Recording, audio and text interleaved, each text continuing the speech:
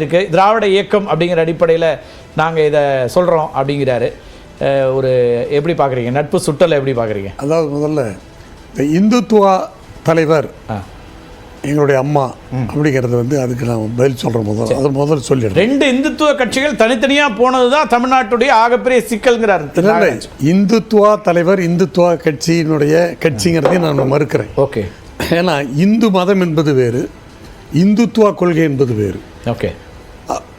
இந்து மதம் என்பது எதிராக இருக்கிற வாழ்வியல் முறை. ஓகே. இந்துத்துவா என்பது கொஞ்சம், அதாவது இப்போ கம்யூனிஸ்ட், நக்சலைட், அது கம்யூனிசம், அது மாவோயிசம், அது மாதிரி அது ஒரு தீவிரவாதம் இருந்து. அதனால் அம்மா வந்து எங்கள் புரட்சித் தலைவர் அம்மாவை பொறுத்தவரையில் இந்து மதத்தை சார்ந்தவர். ஆனால் எம்மதமும் என் மதம் என்று சொல்லி அந்த வகையிலே அரசியல் செய்தவர். எனவே அந்த வகையிலே இந்துத்துவ தலைவர் என்பது அண்ணாமலை சொன்னாலும் சரி, வேறு யாரு சொன்னாலும் சரி, அந்த வட்டத்துக்குள் எங்களுடைய தலைவரை அடைக்க முடியாது. அடுத்து அனைத்து அண்ணா திராவிட பிரிஞ்சு போயிட்டதுனால இந்த இழப்புங்கிறாரு. அதுக்கு யார் காரணம் நினைக்கிறீங்க? ரெண்டு பேரும் ஒன்னா இருந்திருக்க வேண்டியது அப்படிங்கிற எண்ணம் ஏதாவது இருக்கா? அப்ப இல்லை, எங்களை பொறுத்த எங்களுடைய பொதுச் செயலாளர் மாண்புமிகு EPS அவர்களை பொறுத்தவரையில், அனைத்து இந்திய அண்ணா திராவிட முன்னேற்ற கழகத்தை பொறுத்தவரையில் எந்த கட்சிக்கும் நாங்கள் ஒட்டுண்ணியாக இருக்க விரும்பவில்லை. எங்களுடைய இயக்கத்தை பொறுத்தவரையில் மாநிலத்திற்கு அதிக உரிமை தேவை என்பதை வலியுறுத்தி வருகிறோம். ஆனால் இரண்டு தேசிய கட்சிகளுமே இந்த தேர்தலில் இந்த பிரச்சாரத்தை பார்க்கிற போது ஒருவர் மீது ஒருவர் முகத்திலே சேற்றை வாரி வீசி கொண்டார்கள். அதனால தான் எங்களுடைய பொதுச் செயலாளர் அடிக்கடி சொல்லுவார், ஒரு நாணயத்தின் இரு பக்கங்கள் இரண்டு இந்த தேசிய கட்சிகள். உதாரணத்தை மட்டும் சொல்லுகிறேன். அதாவது இந்த பரப்புரையில் இரண்டு கட்சிகள், தேசிய கட்சிகள் என்ன பரிமாறிக்கொண்டன? அத்வானியை இவர்கள் வளர்த்தார்கள் என்று சொன்னார்கள். நான் சொல்லுகிறேன், இதே காங்கிரஸ் கட்சி அதானியை மட்டுமல்ல, அதாவது இப்போ வந்து அம்பானியை அவர்கள் வளர்த்து விட்டவர்கள் தான் காங்கிரஸ், அவர்களும் வளர்த்து விட்டவர்கள் தான். ஆனால் அதே சமயத்தில் காங்கிரஸ் தான் இந்த தனியார் மயம், முக்கியமான விஷயம் உங்கள்கிட்ட ரெண்டு தேசிய கட்சிகளும் ஒரே விதமா இருக்காங்க அப்படிங்கிற பார்வை ஏற்கனவே நீங்க முன்னிச்சிட்டீங்க. அவர் என்ன சொல்றாரு, எந்த ஒரு தேர்தலுமே முக்கியம் இல்லையா? ஒரு உள்ளாட்சி தேர்தலா இருந்தாலும், ஒரே ஒரு சட்டமன்ற தேர்தலா இருந்தாலும் அதே வீரியத்தோட போட்டிட்டு இருக்க வேண்டாமா? அதிமுக அப்படி போட்டியிடாமல் போயிடுச்சு. ஒருவேளை இந்த முறை வாக்கு சதவீதம் பிஜேபி கூடுதலா வந்ததுன்னா அதுக்கு பொறுப்பு நீங்க தான் அப்படிங்கிறார். களத்தை மாத்திட்டீங்க. நிச்சயமா களத்தை நாங்கள் மாற்றவில்லை. காரணம், இப்பொழுது என்ன எங்கள் மீது சொல்லுகிறார் என்று சொன்னால், பிரதம அமைச்சர் வேட்பாளரை அவர்கள் முன்னிறுத்தவில்லை என்று சொல்லுகிறார்கள். நான் அதனால தான் சொன்னேன், இந்த இரண்டு தேசிய கட்சியிலுமே நான் எப்படி வந்து போட்டியை ஒரு சீரியஸா எடுத்துக்கலையா? அது தப்பாச்சேங்கிறார். சீரியஸா நாங்கள் எடுத்துக்கல. நாங்கள் வந்து தனித்தன்மையோடு நாங்கள் இந்த தேர்தலை சந்திக்கிறோம். எங்களுடைய இலக்கு இந்த தேர்தலில் எத்தனை இடங்கள் வெற்றி பெற்றாலும் எங்களுக்கு லாபம் தான். ஓகே. கருணாநிதி அவர் சொல்கிறாங்க, அவங்களுக்கு வந்து 38 இடம் அவங்க இருந்தாங்க, எத்தனை இடங்கள் அவர் தோல்வி அடைந்தாலும் அவங்களுக்கு நஷ்டம். அதே போல் எங்களுக்கு வந்து 2019 19.4% வாக்குகள் இருந்தது. ஓகே. எத்தனை சதவீதம் கூடினாலும் எங்களுக்கு லாபம் தான். அது எங்களுக்கு 2016 தேர்தலில் அது பயன்படும். நான் இது எதற்காக இந்த தேசிய கட்சிகள் அவர் என்ன கவலை வெளிப்படுத்தினார்னா, திமுக அதிமுக 2 இடம் கூட போகுது, 2 இடம் குறையிறதுங்கிறது பிரச்சனை இல்லைங்க, மூணாவதா பிஜேபின்னு ஒண்ணுக்கு இடத்தை நீங்க கொடுத்துட்டீங்க, இந்த போட்டியை சரியா எடுத்துக்கலாங்கிறாரு. அதானே சார் நீங்க சொல்ல வர விஷயம்? ஓகே, அதுதான் அவர் சொல்றாரு. நிச்சயமாக அது போன்ற நிலைமை நிச்சயமாக ஏற்படாது. ஓகே. இந்த கருத்து கணிப்பானாலும் சரி, எதுவானாலும் சரி. அந்த ஒன்று தேசிய கட்சிகளை பற்றி சொல்லிடுறேன். அதாவது இவங்க என்ன சொல்றாங்கன்னா, இந்த தேசிய கட்சியில் ஒருத்தருக்கு ஒருத்தர் இந்த பரப்புரையில் இது பண்ணுறது 16 லட்சம் கோடியை தனியாருக்கு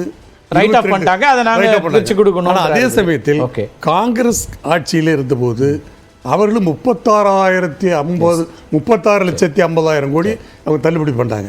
அப்புறம் என்ன சொல்றாங்க, சிபிஐ விடுறாங்கன்னு ஒரு குற்றச்சாட்டு சொல்றாங்க.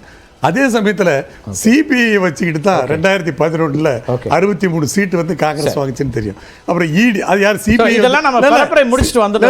காங்கிரஸ் தான் கொண்டாந்து. இடி யார் கொண்டாந்தாங்க? சிதம்பரம் தான் கொண்டாந்தாரு. இப்ப இடி வந்து சொல்றதே முதல்ல ஷானவாஸ் சேர்த்து பாருங்க. இதை முடிச்சிடுறேன். இடி சொல்றாங்க, இடியை கொண்டாந்தவர் சிதம்பரம் தான். ஆனா அதே சமயத்தில் இப்ப 7வது பரப்புரை தேர்தல் பரப்புரையில ராகுல் என்ன சொல்றாரு, தேர்தல் முடிந்தவுடன் ஜூன் 4 தேதிக்கு பிறகு இடி மோடி மீது பாயுங்கிறாரு. அப்ப இந்தியா கூட்டணி வந்துருச்சுன்னா இடி இவங்க பாய விடுறாங்களா? அப்ப இடி வந்து மிஸ்யூஸ் பண்றாங்களா? இந்த மாதிரி எல்லாம் பிரச்சனை. அதெல்லாம் எங்களுக்கு என்னன்னா இந்த இரண்டு தேசிய கட்சியிலுமே நாங்க சமதூரத்துல சார் அது ஓகே சார். தமிழ்நாட்டுல என்ன செய்றீங்கன்னு கேக்குறாரு. அது ஓகே. இந்திய அரசு திருதராஷ்டிர ஆளுங்கன்னு கேள்விப்பட்டிருக்கீங்க. ரெண்டு தேசிய கட்சியிலுமே ஓகே. அதெல்லாம் நம்ம பரம்பரையில முழுசா சொல்லிருக்கோம். மக்கள் எப்படி பாக்குறாங்கன்னு பார்க்கலாம். மாநில கட்சிகளை ஷபீர் குறுக்கிட உரிமை. அதனால தான் நாங்க தனித்தன்மையோடு நாங்கள் இயங்குகிறோம். ஷபீர், அதிமுகவை பொறுத்த வரைக்கும் அவங்களுக்கு நல்லா தெரியும் பாஜக அவங்களுடைய இடத்தை பிடிக்கிறதுக்கான முயற்சிகளை இந்த தேர்தலில் பண்ணுது அப்படின்னு. அப்ப எந்த இடத்துல அதிமுக ஒரு ஸ்பிரிட்டட் ஃபைட்டை வந்து உருவாக்குனாங்க? எந்த களத்திலையும் வந்து அவங்களால வந்து ஒரு நேரடி போட்டி இருந்து கூட அந்த போட்டியில அதிமுக முழு மனதோட ஈடுபட்ட மாதிரி எல்லாம் ஒண்ணும் தெரியலையே. உங்களுக்கு கோயம்புத்தூர் அவரோட பரப்புரை தீவிரமா இருந்துச்சு. கோயம்புத்தூர் உங்களுக்கு வந்து அண்ணாமலை போட்டியிடுகிறார். என்டையர் நாட்டுடைய போக்கஸ் வந்து கோயம்புத்தூர் மீது இருக்கிறது. கோயம்புத்தூர்ல இருக்கக்கூடிய தலைவர்கள் என்ன பண்ணாங்க? பொள்ளாச்சியில இருந்தாங்க. பரப்புரை பொள்ளாச்சியில, அதான் பொள்ளாச்சி விட்டு வரவே இல்லை. பரப்புரை என்பது பொள்ளாச்சியில நடக்குது, கோயம்புத்தூர்ல நடக்கலையே. பாஜகவுக்கு எதிராக வாய் தவறி நாம ஏதாச்சும் பேசிட்டோம்னா நாளைக்கு நமக்கு ஏதாவது பிரச்சனை வந்துருமோன்ற அந்த பயம், அந்த தயக்கம், நமக்கு நம்ம எதிரா பேசணும்னா நமக்கு நோட்டீஸ் வந்துருமோன்ற பயம். சபீர் சார், அதாவது இல்ல ஏற்கனவே வச்சிருக்கக்கூடிய நோட்டீஸ்ல மீண்டும் சம்மன் பண்ணிடுவாங்களோன்ற பயம் அதிமுகவுக்கு. சபீர் சார், ஒரு வீரன் ஒரே சமயத்துல 2 குதிரை மேல செய்ய முடியாது. சரி, ஒரு வேட்டைக்காரன் 2 முயலை ஒரே நேரத்தில் விரட்டி வேட்டையாட முடியாது. அதனால எங்களுடைய அரசியல் எதிரி இப்ப திமுக. சரி, அந்த திமுகவுக்கு இப்ப நாங்க பேஸ் அமைச்சிருக்கிறோம். திமுகவும் என்ன சொல்றாங்கன்னா சார், நாம தான் அரசியல் எதிரிகள், நீங்க எனக்கு எதிரி, நான் உங்களுக்கு எதிரின்னு இருக்கணும். ஆனா களத்தை அப்படி இல்லைன்றாங்க. நீங்க சொல்றது உங்களுக்கு புரியும். ரைட், நான் வேற திருஷானவா சார். பேட்டில் கிரவுண்ட் வந்து கோயம்புத்தூர் சார். வீரன் பேட்டில் கிரவுண்ட்ல இல்லாம பொள்ளாச்சியில இருந்தாருன்னா அப்போ என்ன நோக்கம்?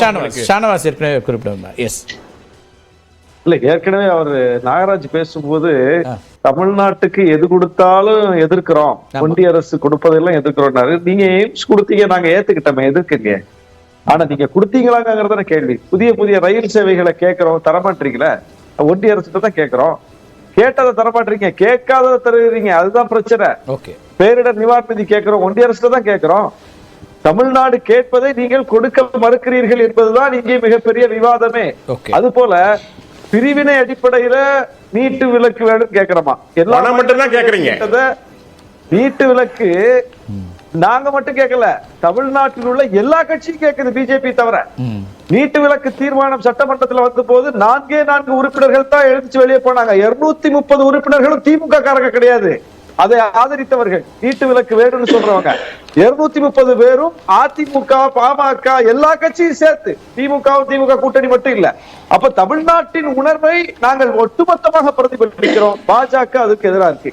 அப்புறம் காங்கிரசும் பிஜேபியும் ஒண்ணுன்னு அண்ணன் செம்மலை அவர்கள் சொன்னாங்க. காங்கிரஸ் தகவல் அறியும் உரிமை சட்டத்தை கொண்டு வந்தது. பாஜக இந்த அரசில் ஏதாவது ஒரு தகவல் கேட்டால் கிடைக்காமல் என்னென்ன செய்யணுமோ அதுக்கு உச்ச நீதிமன்றமே கேட்டா கூட அங்க போய் கொடுக்கறதுக்கு மறுக்குது.